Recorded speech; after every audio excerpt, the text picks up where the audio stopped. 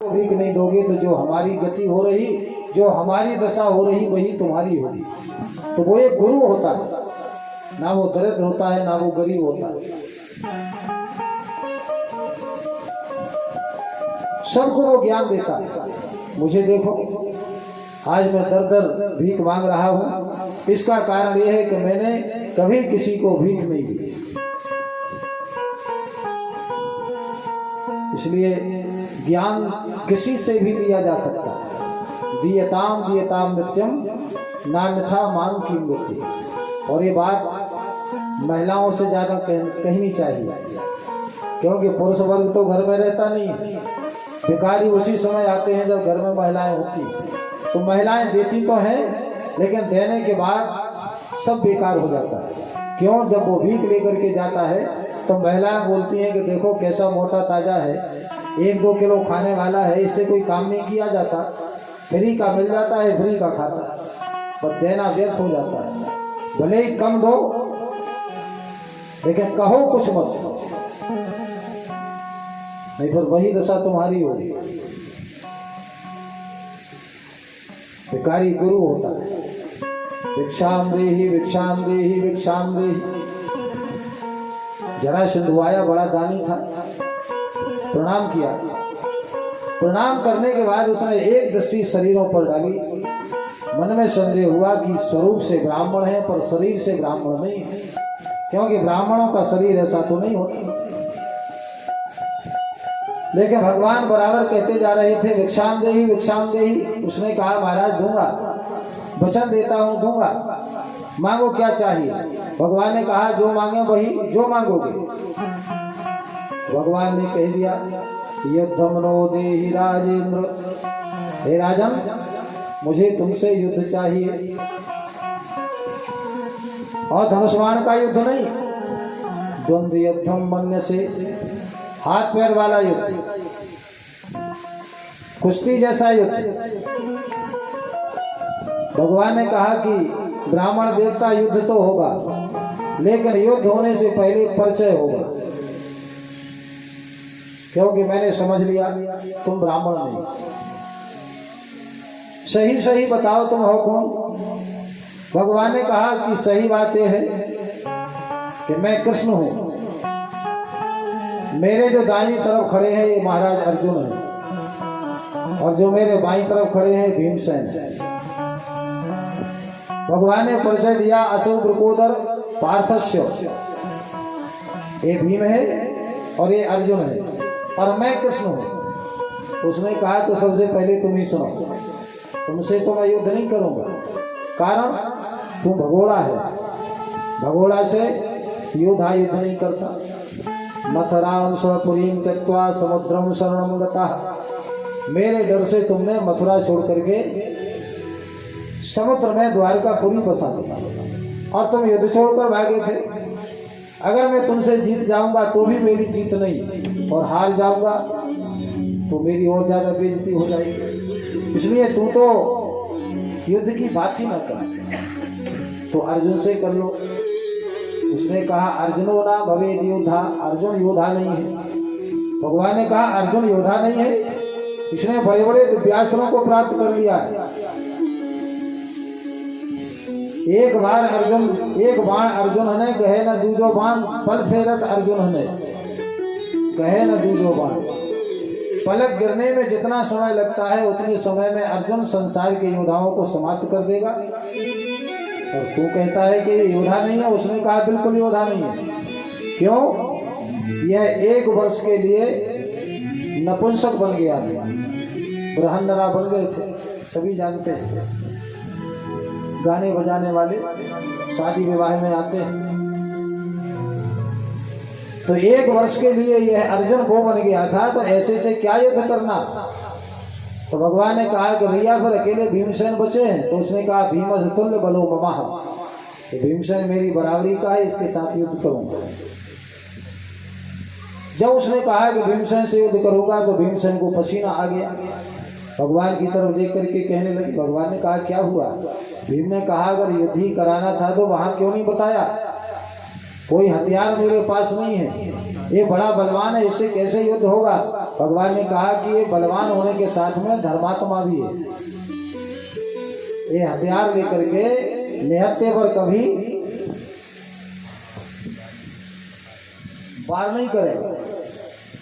ये बड़ा योद्धा भीतर गया, प्रादाय महतीम गदाम, 2 गदाएं लेकर के आया।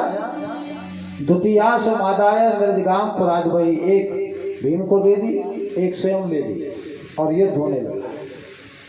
सुखदेव जी महाराज कहते हैं कि ततश्चा चटा चटा शब्दों वज्र निक्षेप सन्नभा। हे राजन, ऐसा युद्ध हुआ कि जब चटाचट की आवाज आवे दोनों गदाओं में से तो अग्नि प्रकट हो, आग की वर्षा हो, चिंगारियां निकली और यह युद्ध 26 दिन तक चला। ऐसा युद्ध होता था, दिन भर युद्ध हुए। शाम के समय दोनों एक दूसरे से मिले, एक दूसरे की मरहम पट्टी करें, बड़ी प्रेम की बातें करें। सवेरा हो गए फिर से युद्ध क्षेत्र में आ जाए। आज तो ये पता ही नहीं चलता कौन मित्र है कौन शत्रु है। शत्रु को हराना है तो आजकल मित्र बन करके हराते, पता ही नहीं चलता। और धन्य है उस जमाने की शत्रुता को। इसीलिए कहा जाता है मूर्ख मित्र से समझदार शत्रु अच्छा होता है। मूर्ख मित्र से समझदार शत्रु अच्छा, क्योंकि शत्रु हो पर समझदार हो तो कभी उससे कोई खतरा नहीं रहता, कभी कोई डर नहीं रहता। और मित्र हो गए मूर्ख हो गए, कभी भी कुछ भी कर सकता है। 26 दिन हो गए। भीमसेन पहुंचे भगवान के शिविर में। प्रभु कहो, एकदा मातुलेयं वै प्राहराजन मृकोदरः, एकदा मातुलेयं। हे महाराज, कल आप एक भाई को छोड़ करके जाओगे। क्यों? कल मैं मर जाऊंगा। एक भाई को लेकर जाओगे, एक को यहाँ छोड़ जाओगे। क्यों? ना शक्तो हम जरासंधम, जरासंध को मारने की मुझ में शक्ति नहीं बची। निर्जेतु विधु माधवा, कल तो निश्चित है कि वो मुझे मार डालेगा। इसलिए ऐसा करो, या तो मुझे भगा ले चलो। क्यों? तुम नहीं भाग सकते, मेरे पैरों में भागने की शक्ति नहीं रही। और या फिर मुझे यहीं छोड़कर जाओ, जो मेरे भाग्य में होगा सो हो जाएगा। लेकिन आप चले जाओ, क्योंकि कल वो मुझे मार डालेगा। हो सकता है अर्जुन को मार डाले, हो सकता है कि आपका कुछ बुरा हो जाए। ना शक्तो हम जरासंधम। भगवान ने कहा, भीम तुम तो उसे पहले ही दिन मार देते, लेकिन 26 दिन में तुम नहीं मार पाए। इसका कारण जानते हो? तुम में 1000 हाथियों की ताकत है और बूढ़े जरासंध से तुम हार गए। बलवान कब हारता है मालूम? तुम क्यों हार रहे हो पता है तुम्हें? नहीं महाराज, भगवान ने कहा तुम युद्ध तो करते हो पर मेरी तरफ नहीं देखते। जीवन में वही आदमी हारता है कि संसार में रहता है, संसार के काम करता है, पर भगवान की तरफ दृष्टि नहीं डालता। भगवान को देखो, भगवान का स्मरण करो, भगवान का चिंतन करो, कभी नहीं हारोगे। प्रमाण है शास्त्रों में। जब भगवान श्री राम वन को चलने लगे, सीता जी ने कहा मैं चलूंगी। राम जी ने कहा आप हंस गवन नहीं तुम वन योगु। आप अयोध्या के आंगन में चलती हो तब आप थक जाती हो, और वन में तो हजारों किलोमीटर चलना है, कांटों पर चलना है, मार्ग में चलना है, पहाड़ों में चलना है, कंकड़ों में चलना है, कैसे चलोगे? उन्होंने कहा मुझे दवा मिल गई। थक जाओगी? बिल्कुल नहीं थकूंगी, जिंदगी भर चलूंगी पर थकूंगी नहीं। क्या दवा मिल गई? महाराज गुरुजनों ने बताया। तो सीता जी कहने लगी महाराज मुझे दवा मिली है, औषधि मिली है। कौन सी? कहने लगी मोहे मग चलत ना हुई है हारी, मोहे मग चलत ना हुई है हारी, चल चरण सरोज निहारी। छिन छिन चरण सरोज निहारी। मोहे मग चलती ना होई हारी। मोहे मग चलती ना होई हारी। छिन छिन चरण सरोज निहारी।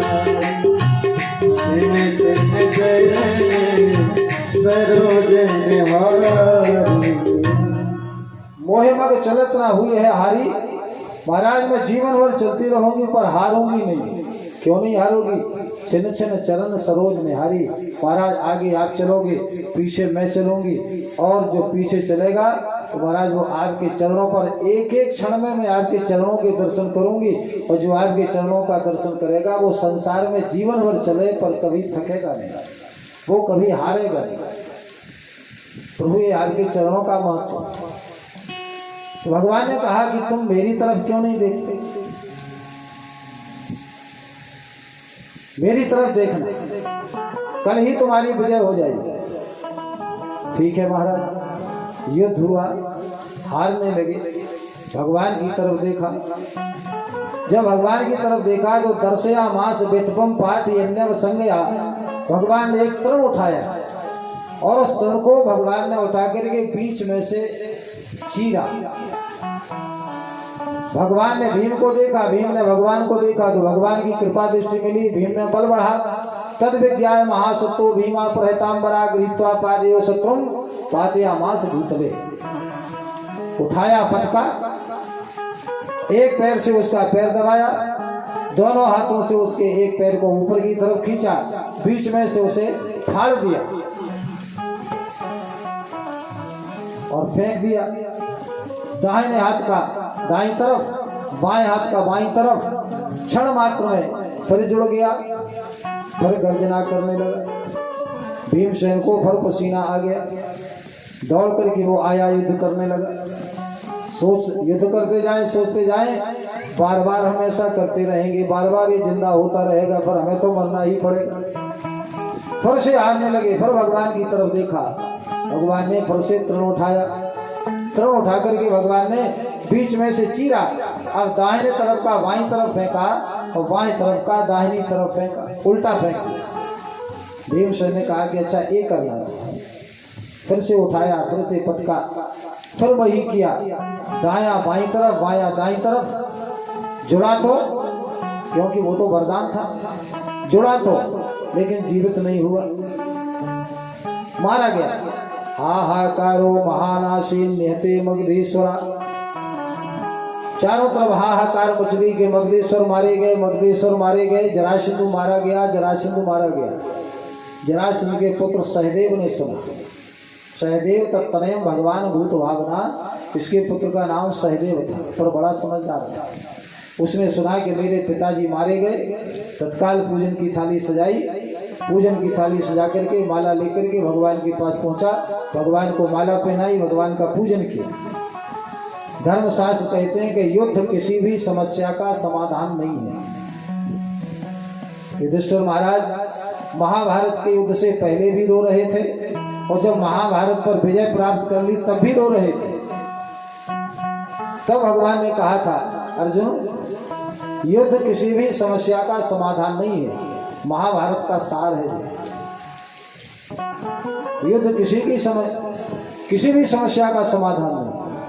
तो बेचारा ये सहदेव बड़ा विद्वान था, बड़ा समझदार था। इन्होंने मेरे पिताजी को मार डाला, मैं इनके किसी को मार डालूंगा, फिर ये मुझे मारेंगे, फिर मेरे बच्चे इनको मारेंगे, फिर इनके बच्चे मुझे मारेंगे। जिंदगी का कोई आनंद ही नहीं ले पाएगा, बस इसी में दोनों परिवार मर जाएंगे। इसलिए उसने बड़ी समझदारी से काम किया। आया, भगवान का पूजन किया, भगवान की शरण ली, और भगवान के साथ जहाँ यज्ञ हो रहा था वहां पहुंचा। यज्ञ प्रारंभ होना था। प्रश्न हुआ कि सबसे पहले पूजा किसकी होवे? सभी बैठे, राज ऋषि, देव ऋषि, ब्रह्म ऋषि, देवी देवता। यक्ष गंधर्व नाग किन्नर। तो सबसे पहले पूजा किसकी होवे? सभी ने एक स्वर में कह दिया, आहरति चिता श्रेष्ठम भगवान सात्वताम पति। एष वै देवता सर्वा देश काल धनादय। देश काल परिस्थिति के अनुसार भगवान श्री कृष्ण ही सबसे श्रेष्ठ हैं। इनसे बड़ा कोई देवता नहीं, इन्हीं की पूजा करो। सबसे पहले कृष्ण की पूजा हो, और भाई होती ही कृष्ण की पूजा। आज से नहीं, सतयुग से कृष्ण की पूजा ही पहले होती है। कृष्ण द्वापर के थोड़ी है। ब्रह्मवैवर्त पुराण उठाओ, उसे पढ़ो, महाभारत पढ़ो, देवी पुराण पढ़ो, तब पता चलेगा। वैसे अपने यहाँ ये कहा जाता है कि सबसे पहले पूजा गणेश जी की होती है। सबसे पहले गणेश की पूजा होती है, लेकिन नहीं होती, कृष्ण की ही पूजा होती है। देवी पुराण में, देवी भागवत में और ब्रह्म पुराण में एक श्लोक आया है। देवी पुराण के 9वें स्कंध में ये श्लोक कहा गया, और ब्रह्मवैवर्त पुराण के प्रकृति खंड में ये श्लोक कहा गया कि गणेशस्यो स्वयं कृष्ण।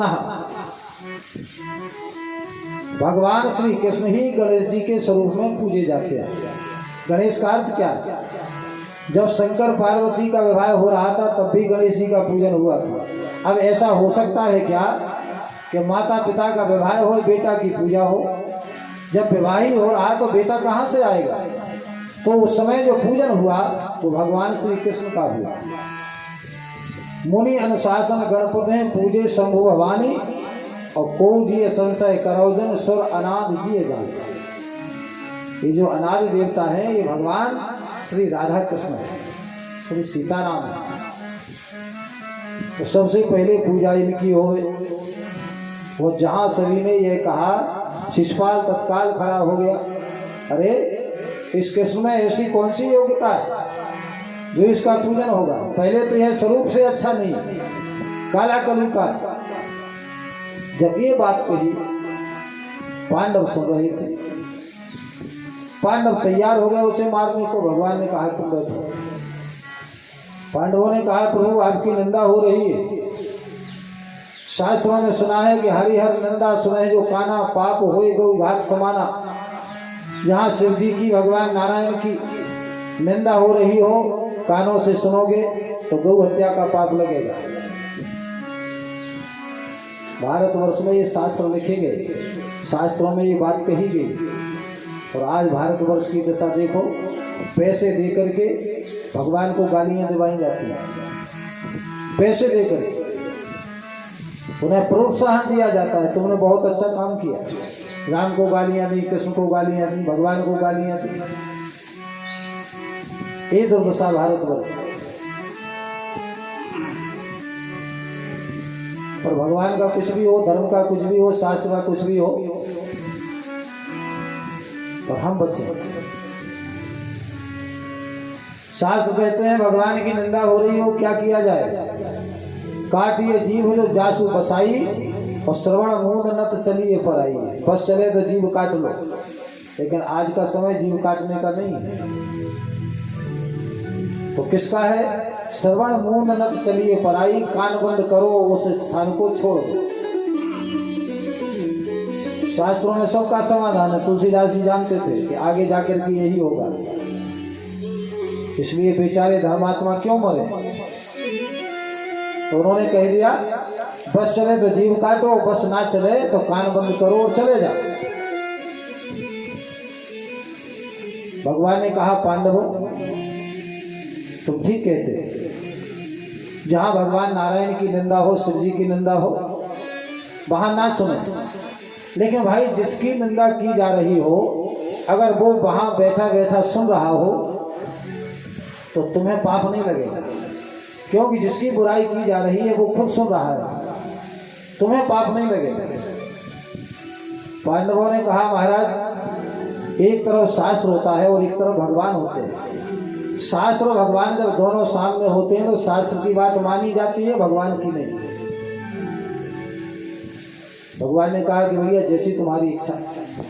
पांडव वहां से उठकर चले गए, नहीं बैठे, क्योंकि जब शास्त्र और भगवान का विवाद होता है तो भगवान हारते हैं, शास्त्र जीतता है।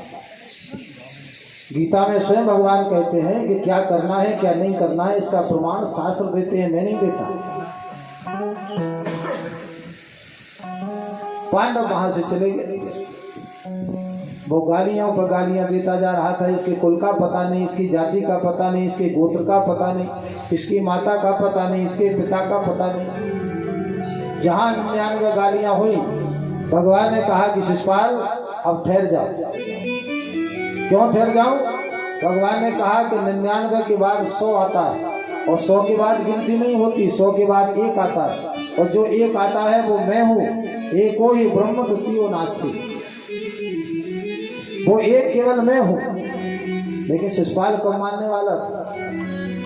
100 भी गाली उसके मुख से निकली और भगवान की उंगली उठी और उसमें से चक्र देवता निकल पड़े। शिराचुरांग चक्रेणो जहारा पततो रिपौ शब्दा कोलाहलोस्यासि शिषपालो हतो महान।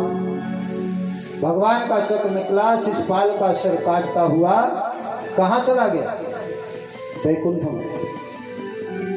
परीक्षित ने कहा महाराज भगवान को गालियां दे रहा था और वैकुंठ में। भगवान ने कहा कि भैया ये वैकुंठ में रहने वाला ही था। वैकुंठ वास मूर जन्मों विप्रशापात पुनः पुनः, ये वैकुंठ में रहने वाला भगवान का द्वारपाल था, इसका नाम था जय। विप्रशापात पुनः पुनः जय विजय को शरद कुमारों ने श्राप दे दी थी कि तुम 3 जन्मों तक राक्षस बनोगे। तो 3 जन्म पूरे हो गए, वैकुंठ में पहुंच गए। महाराज भगवान को गालियां दी। भगवान ने कहा जल्दी मुक्त अगर होना है तो हमारा विरोध करना, जल्दी मुक्त हो जाओ। प्रेम करोगे तो मुक्त नहीं हो पाओगे।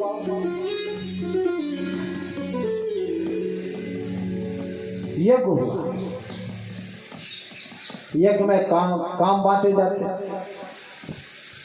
सबको काम बांटे गए। दुर्योधन को दान का काम, दुर्योधन को तो पता नहीं था। दुर्योधन के चरण में एक चिन्ह था। दुर्योधन अगर 10 रुपए देगा तो कोष में 20 पहुंच जाएंगे। ये दुर्योधन को पता नहीं था। तो दुर्योधन दोनों हाथों से धन लुटा रहा था कि इनकी बेइज्जती हो जाए, इनकी बेइज्जती हो जाए, पर उसे पता नहीं था कि मेरा प्रभाव क्या है। सभी को काम बांट दिए, 2 काम शेष रह गए। 2 काम किसी को नहीं दिए। युधिष्ठिर ने कहा महाराज सभी को काम दे दिए पर 2 काम अभी शेष हैं। भगवान ने कहा कौन? युधिष्ठिर ने कहा पत्तलें उठाना, पग धोना।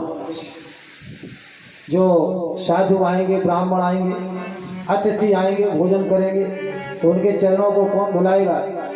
उनकी जूठी पत्तलों को कौन उठाएगा? भगवान ने कहा युधिष्ठिर ये काम मैं करूँगा। पत्तलें उठाना, पग धोना केशव ने अपने हाथ लिया। भगवान ने कहा मैं करूँगा। युधिष्ठिर ने कहा महाराज आप क्यों करोगे? यज्ञ हमारा, यजमान हम। भगवान ने कहा पर करेंगे महाराज, इसका कुछ कारण होगा। भगवान ने कहा कारण तो बहुत बड़ा है पर यज्ञ होने के बाद बताऊंगा। नहीं महाराज अभी बताना पड़ेगा। भगवान ने कहा तो इसका कारण ये है, अतिथि हो गए, साधु हो गए, ब्राह्मण हो गए, जिसके यहाँ भोजन करता है तो भोजन करते समय जो ग्रास उसके पेट में चला जाता है वो भोजन कराने वाले का पाप होता है, और जो भोजन करने वाले का जूठन थाली में या पत्तल में छूटता है वो भोजन करने वाले का पुण्य होता है। इसलिए साधु लोग हर किसी के यहाँ भोजन नहीं करते। जो पेट में जाता है वो यजमान का पाप जाता है, और जो जूठन के स्वरूप में थाली में या पत्तल में गिरता है वो भोजन करने वाले का पुण्य गिरता है। क्योंकि भोजन करने का अधिकार उसे होता है जो जाप करता है, जो पूजा पाठ करता है। तो जब भीतर पाप जाएगा तो जो पुण्य है वो बाहर निकलेगा, तो वो जूठन के स्वरूप में निकलता है। तो भगवान ने कहा कि इतनी लीला करते करते मुझसे कुछ पाप भी बना है तो मैं उससे मुक्त हो जाऊं। तो महाराज चरण धोने का भगवान ने कहा कि जो साधु हैं, ब्राह्मण हैं, तपस्या करते हैं तो विज्ञान का सीधा सा नियम है अगर आप ऊपर पत्थर फेंकोगे वो नीचे आएगा, क्योंकि गुरुत्वाकर्षण शक्ति उसे खींच लेती है। ऐसे ही जब वाणी के द्वारा जप होता है, नाम जप होता है, कीर्तन होता है, स्तोत्रों के पाठ होते हैं, तो उनका फल चरणों में आ जाता है, साधुओं के, ब्राह्मणों। इसलिए गुरु ससुरों सने जिसनों कृष्ण पादा बने जने, भगवान ने कहा कि चरणों की सेवा और जूठन उठाना ये हमारा काम रहेगा। पर अब इस काम के लिए हम लोग अधर्म समझने लगे। किसी को निमंत्रण दो, वो कहता पत्तलें हम नहीं उठाएंगे, तो आएंगे नहीं आएंगे, जबकि इस काम को स्वयं भगवान करते हैं। पांडवों का भगवान ने यज्ञ सफल करवाया। इंद्रप्रस्थ मय दानव के द्वारा बनाया गया था भगवान की कृपा से। सभी ने कहा चलो इसे देखें, तो परस इंद्रप्रस्थ को देखने की एक विशेषता थी, जो सच्चे मन से देखेगा उसके लिए सही दिखेगा, और जो ईर्षा से देखेगा, जलन से देखेगा, उसे उल्टा दिखेगा। सभी ने देखा, किसी को कुछ नहीं हुआ। अब दुर्योधन देखने गया। तत्र दुर्योधनो मानी परीतो भ्रात भर्नृपः, गया देखने। संयोग की बात, दुर्योधन देखने गया, उसी समय द्रौपदी का आना हुआ। दुर्योधन तो ईर्षा से देख रहा था, तो उसने देखा कि यहाँ पानी भरा है, वस्त्रों को, धोती को समेटा, कमर से लपेटा, और जब पैर रखा तो वहां पानी तो था नहीं, पृथ्वी थी। अरे प्रकाश पड़ रहा, इसलिए मैं भ्रम में पड़ गया, ये तो पृथ्वी है। अब आगे उसे पृथ्वी दिखाई दी, और जब पृथ्वी दिखाई दी उसने सोचा कि जैसी पृथ्वी थी वैसी ये पृथ्वी होगी, लेकिन वहां जल भरा हुआ था। पृथ्वी समझ करके पैर रखा, तत्काल जल में डूब गए, जल में डूबा, गिर पड़ा, वस्त्र गीले हो गए। द्रौपदी देख रही थी, और द्रौपदी ने कहा कि अरे क्यों नहीं गिरोगे, अंधे के अंधे ही तो होते। छोटी सी बात ने दोनों परिवारों को नष्ट कर दिया। इसलिए हमेशा सोच समझ करके बोलना चाहिए। कैकेयी अगर मंथरा से गलत नहीं बोलती तो राम जी को वनवास नहीं होता। सीता अगर लक्ष्मण जी से गलत नहीं बोलती तो सीता हरण नहीं होता। और यहाँ द्रौपदी अगर दुर्योधन से गलत नहीं बोलती तो महाभारत नहीं होता। पहले तो बोलो नहीं, और बोलो तो सोच समझ करके बोलो। एक दिन आपको बताया था, वाणी दो काम करती है। वाणी बाण का काम करती है, और वाणी वीणा का काम करती है। अगर आप गलत बोलते हो तो वही बाण बन जाएगा, और आप अच्छा बोलते हो तो वही वीणा बन जाएगी। बाण का घाव औषधि मिलने पर भर जाता है, लेकिन वाणी का घाव भरता कभी नहीं, हरा हो जाता।